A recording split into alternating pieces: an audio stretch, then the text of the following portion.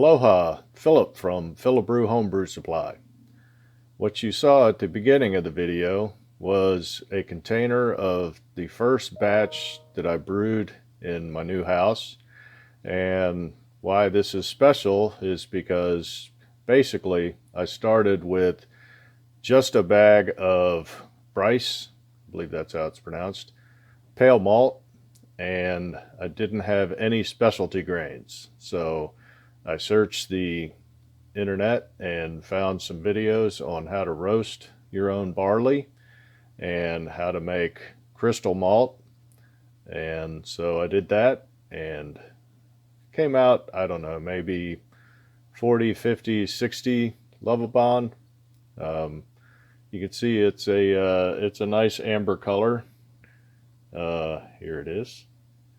You can see the light. It's almost the same shade as the box behind me. So what am I going to be doing? There's lots of other videos out there for homebrew. I've been doing it about 5 or 6 years and had a good connection with a homebrew group, the Hollywood Hopheads over in Southern Maryland. Shout out to Danny Julian and all the crew over there. How I got into it was, so I'm a retired Navy chief.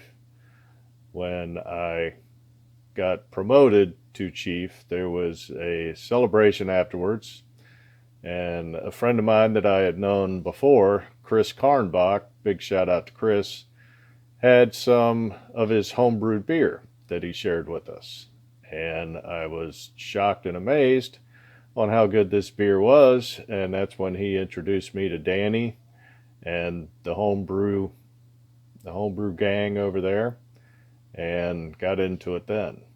And then I moved over to Virginia, and assuming that this was going to be a huge homebrew area, I was surprised to find out that there were no homebrew stores in the area.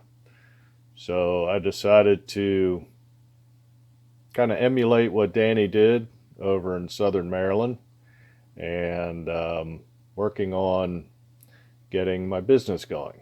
So I've also decided to get some tobacco. I found this on Etsy. Very impressed with my find, a nice cigar mold. So I bought some tobacco. I actually have my starter kit coming today. I did get some Maryland grown tobacco, Virginia grown tobacco, some Pennsylvania. I also have some Connecticut wrapper, some probably Honduran, Nicaraguan binders, fillers, and I'm going to start pairing cigars with my homebrew. So looking forward to making some videos on that. I'm definitely looking forward to the trial and error. Hopefully it'll be more trial, less error, but errors are how you get better.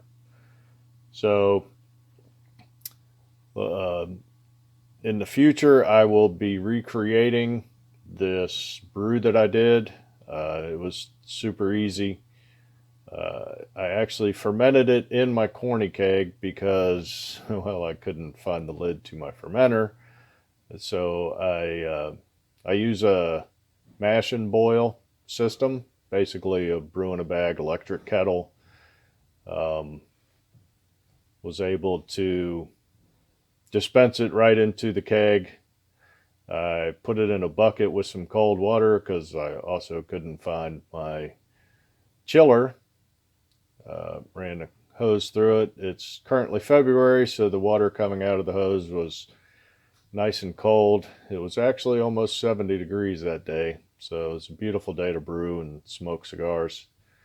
And so looking forward into the future to make some videos for the interwebs. I'll be putting them on YouTube, Instagram. I don't have a TikTok account and don't plan on it. So shout out to the Bearded Cigarist down in Florida for kind of giving me the inspiration to roll my own cigars. and I didn't see anybody out there pairing cigars with beer. So we'll see. Maybe there's a demographic for that. And that's all for now. See you soon.